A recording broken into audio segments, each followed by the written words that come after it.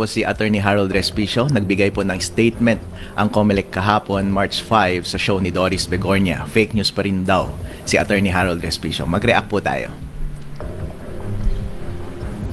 Andun yung mama, yung abogado, chairman, talagang pinaninindigan niya na pwedeng ma-hack, pwedeng mapakialaman yung ating mga makina pagdating sa eleksyon. Talagang naninindigan siya. Hackable, ang sabi niya. Tsaka kinasuhan daw siya dahil talagang parang pwedeng mangyari yung kanyang akusasyon. Tama. What do you say, Chairman? Una, hindi ko po tatalakayin yung mismong kaso sapagkat syempre nandyan na po yan sa prosecutor's office ng City Hall ng Manila. Pero doon lang po sa sinasabi niya, ang sabi po niya, kasi Sir Alvin, Ma'am Doris, dinala namin sa inyong istasyon ang ating mga makina at yan po yung na-demo natin on the spot talaga pagkaaga-aga nung sa programa po ninyo. Una, ang sabi po niya, yun daw po kasing makina ay nakakabit sa internet mula umaga hanggang gabi sa araw na eleksyon. At yan po daw ay hindi gagana kung wala pong internet connection. Okay. Nakita niyo po doon sa inyong programa, nung dinala po natin, wala na po internet connectivity dyan. Nakasaksak lang po sa kuryente yung mismong makina. In fact, tinanggal pa natin yung saksak kasi pwede nating gumana ang makina kahit hindi po siya nakasaksak sa kuryente sapagkat meron po siyang battery na pwede po tumakbo ng 3 araw. So yun po yung doon pa lang may mali. So ang sabi po niya, basta nakakabit sa internet, sure na mahahack po yan. Wala pong kabitan ng internet dyan. In fact po, ang sabi niya, pangalawa, ang mangyayari dyan ay magtatransmit muna ng result. Pagkatapos mag-transmit ng result, tsaka mag-iimprenta ng balota. Pag-transmit ng result, pwede rin daw pong ma-hack doon.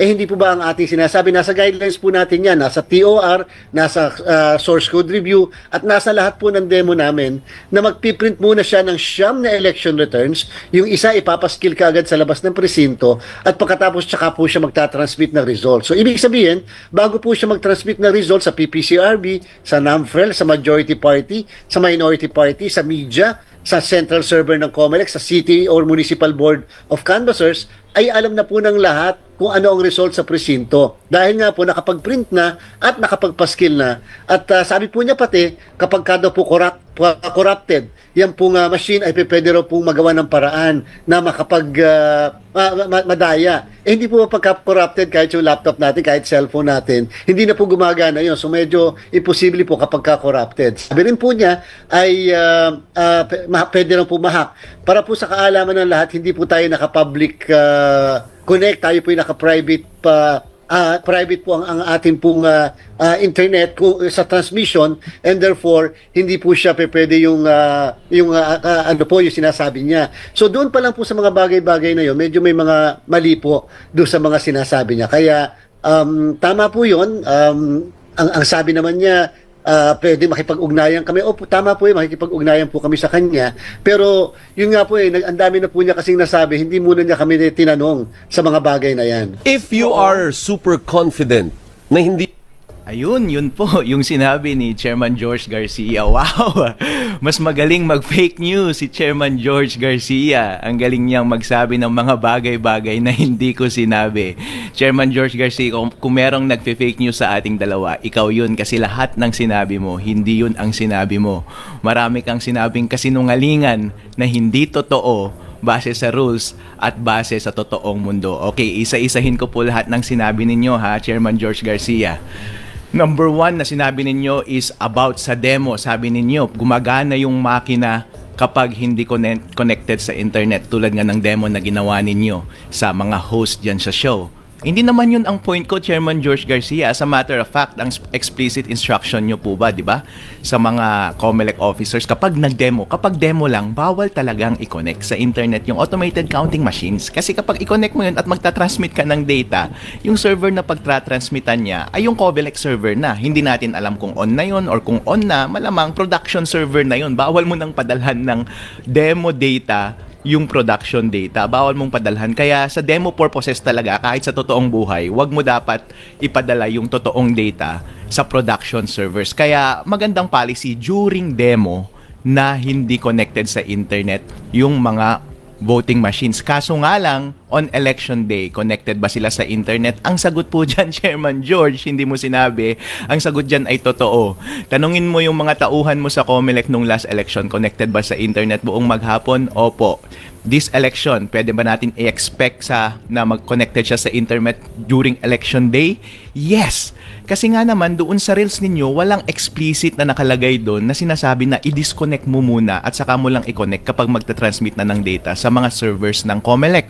At tinanong ko rin yung mga COMELEC officials, given this handbook or rules ng COMELEC ngayon about sa paghawak ng voting machines, sa tingin mo ba dapat mong i-disconnect? Sa tingin mo ba connected buong araw yung voting machine sa internet on election day? Sabi nila, oo, kasi wala namang instruction sa akin na tanggalin yung internet connection dun sa voting machine on election day. Kasi as a matter of fact, days before ng botohan, merong troubleshooting na ginagawa. Lahat, including ng internet connection, ay itetest. Iko-connect mo na kaagad siya sa machine at kapag okay na yung pasok niya sa internet, ibig sabihin wala ka nang gagalawin sa machine. Ililigpit mo yung machine, wag mong gagalawin. Pagdating ng election day, i-on mo na lang yung machine. Wala ka nang gagalawin dun sa internet connection.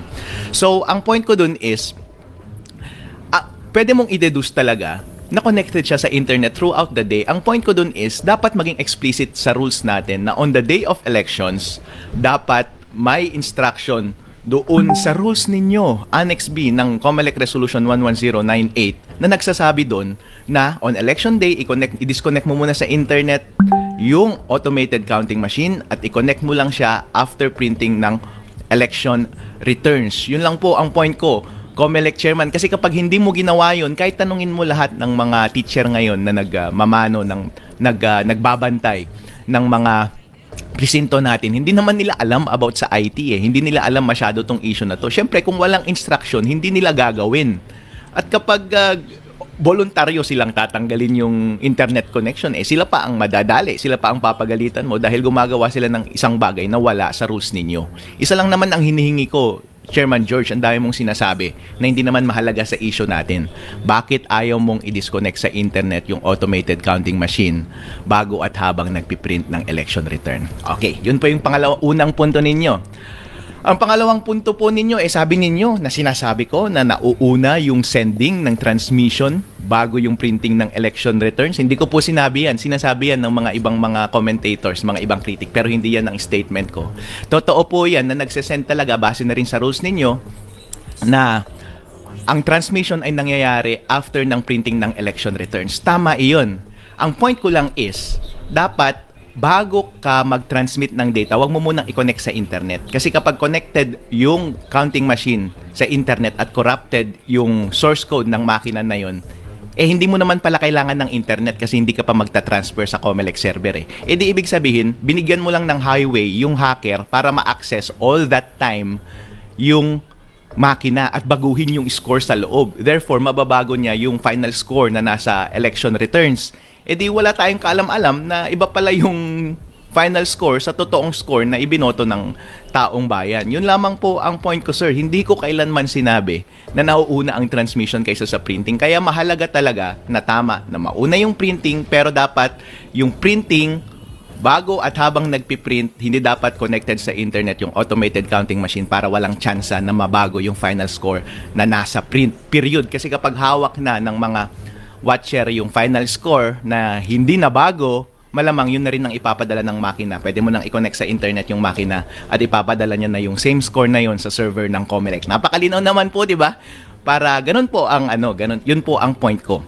Okay, sa pangatlong point ninyo, sir, about sa corruption, halata talagang wala kayong alam sa computer. Ang sinasabi ninyo, ang lahat ng corrupted na gadget ay hindi gumagana. No, sir. Kasi ang akala mo kasi kapag sinabing corrupted yung laptop or corrupted yung cellphone or corrupted yung USB mo, hindi gumagana, di ba? Yun ang alam natin na corrupted. Pero maraming level ng corruption. Ibig sabihin lang ng corruption is hindi buo ang integridad ng source code or gumagawa siya ng isang bagay na hindi dapat niya ginagawa. Hindi ibig sabihin na hindi niya na totally pinapagana yung bagay na iyon. Ibig kong sabihin ay, habang ginagamit mo yung automated counting machine, for all intents and purposes, mukhang gumagana pa rin siya ng maayos. Pero hindi natin alam na merong idinagdag na daanan para sa isang masamang tao para manipulahin or magbigay ng instruction sa makina na yon habang connected yung makina sa internet. Yun po ang ibig sabihin ng corrupted. Kaya po doon sa nung January nga merong demo na pinakita sa Senate, 'di ba? Yung cellphone gumagalaw kahit hindi mo ginagalaw dahil na-access siya remotely. Yung cellphone na yun gumagana pa rin, hindi ba? Pero corrupted yung cellphone na yun kasi merong gumagawa siya ng isang bagay na hindi dapat niya ginagawa. Kasi kapag hindi hinahack yung cellphone na yun, gumagana naman siya, hindi mo alam na may nagbabantay na pala sa'yo. Akala mo, ang safe na safe ka. Corrupted siya kasi kapag gusto pala ng hacker at connected sa network, yung cellphone na yun, pwede niyang galawin yung cellphone na yun. At nakikita mo nga, ginagalaw yung cellphone na yun. Kaya nga po, kapag basta ang isang makina ay corrupt, ay gumagawa ng isang bagay na hindi dapat niya ginagawa, kahit hindi pa niya ginagawa yung masamang bagay na yun, pwede mong sabihin na corrupted. Chairman George Garcia, ikaw ang fake news. Halatang wala kang alam sa mga bagay na to. Mas maganda siguro na mag-imbita ka ng IT expert at magdebate kami. Okay? Kasi ang ginagawa mo, strawman fallacies lahat to kasi nungalingan lahat, nagsasabi ka ng bagay-bagay na hindi totoo sa totoong buhay, hindi totoo sa rules, at hindi totoong sinabi ko. Okay, yung last point is yung private connection. Sabi mo, eto na naman. Wala ka talagang alam sa internet, Chairman George Garcia. Yung private connection na tinutukoy mo, ang sinesecure niya lang yan ay network. Kung baga sa boxing, sa maraming katawan, pwede kang suntukin. Pero pwede mong protektahan yung katawan mo, pwede mong protektahan yung ulo mo, pwede kang gumamit ng helmet. Pero hindi ibig sabihin na gumamit ka ng helmet ay hindi ka na mamamatay or hindi ka na pwedeng bugbugin. Kasi pwede ka pa rin bugbugin sa ibang parte ng katawan mo. Yung private connection, ang pinoprotektahan niya lang ay yung network habang nag-uusap yung automated counting machine at yung COMELEC server. Pero hindi yun yung point ko. Ang point ko ay iba. Yung mga suntok sa katawan ang point ko, hindi yung suntok sa ulo. Ang point ko is kahit safe yung network, kung bago ng election day or on the day of election ay corrupted na yung source code at merong daanan dun sa source code habang collected sa internet para sa isang hacker na mag-communicate doon sa makina na yon, ibig sabihin, pwede pa rin. Kahit nga private connection, actually dapat private connection ang gagamitin ng hacker kapag magbibigay siya ng instruction dun sa automated counting machines. Kasi maraming mga software service providers na ngayon na hindi na pumapayag kapag nagko-connect ang isang makina sa isang computer machine na hindi gamit ay private connection. Kasi best practice ngayon na sa buong mundo na bawal ka nang gumamit ng public connection. Dapat lahat private connection. Kaya wala nang kahit na sino mang developer ngayon na gumagamit ng public connection sa kahit na anong bagay. Pati nga kapag nag-i-internet ka, akala mo public connection yun, porket internet. Hindi, private connection yan. Kasi kapag titignan mo yung internet mo kapag nagbabrowse ka sa Google Chrome, ang nakalagay dan sa URL address, https:// yung S, ibig sabihin yun yung encryption, hashed. Ang encryption, ibig sabihin, pagkalabas ng data sa computer mo, i-encrypt niya muna para habang dumadaan siya sa highway, sa internet, sa wifi, sa kable sa dagat, doon sa satellite ni Elon Musk, hanggang doon sa destinasyon niya na computer, halimbawa sa server ng website na ina-access niya, encrypted pa rin siya at made-decrypt lang siya pagdating doon sa website na yun para kahit na anong atake na mangyari habang nasa daanan siya, ang tawag doon ay man-in-the-middle attacks, ay hindi mo siya mahahack doon sa network na iyon.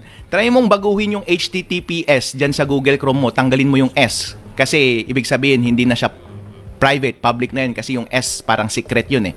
So, pag tagalin mo yung S, ang lalabas sa Google Chrome, di ba, sasabihin niya, your network connection is not secure, do not proceed, di ba? Kasi wala na talagang gumagamit ng public connection ngayon. Yung private connection, basic yan sa lahat ng computer program. Actually, ina-expect ko yan dito sa automated counting machines. Pero, Sir, Chairman George Garcia, yung hacker, ang gagamitin niya din ay private connection. Kasi kapag gagawin yun, kapag ako yung pagagawin mo, private connection yun kasi hindi ko kayang gawin na mag-connect sa isang remote computer katulad ng ACM galing sa isang hacker server, galing sa labas using the internet. Maraming service providers na hindi papayag na i-connect mo siya doon remotely gamit ang isang public network. Dapat encrypted yung traffic na iyon. Kaya Fake news ka, Chairman George Garcia, kapag sinasabi mo na porket private connection ay hindi na pwedeng ma-hack. Hindi totoo yan. Pwede pa rin ma-hack kasi yung hacker mismo, private connection ang gagamitin niya para i-hack yan. May hack kasi corrupted yung source code at meron ng sariling daan yung source code para sa isang hacker na gawin yung dayaan at yung daanan na yon ay private connection. Alright? Chairman George Garcia, kapag ikaw ay nag-e-explain, akala mo alam mo lahat at pinapalabas mo na sinungaling ako at nagsasabi ka ng mga bagay-bagay na hindi totoo, na hindi ko naman sinabi, hindi totoo base sa mga rules, hindi totoo base sa totoong practice sa IT. Ikaw ang fake news, Chairman George Garcia, dapat ikaw ang kinakasuhan eh.